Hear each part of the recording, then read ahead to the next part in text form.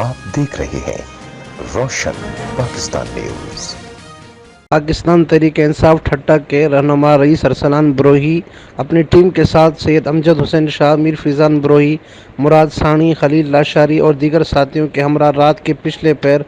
कई दिनों से ठट्टा शहर और इर्द गिर्द के मज़ाफ़ात में दुखी इंसानियत की खिदमत करते हुए राशन तकसीम करते रहे। इस मौके पर रईस अरसलान बरोही का मज़ीद कहना था कि इस वक्त सियासी इख्तलाफात और बाकी मामलों को बुलाकर हमें एक दूसरे की मदद करनी चाहिए और इस ठट्ठा की आवाम को रिलीफ ना दिया गया, सिर्फ अखबारों में और सोशल मीडिया पर दिया गया, मगर इस वक्त मुझे तो कहीं नज़र नहीं आ रहा कि इन लोगों ने लोगों को कोई रिलीफ दिया है। क्योंकि मैं इस वक्त जिस इलाके में भी गया हूँ वहाँ पे लोग यही चीखों पुकार है कि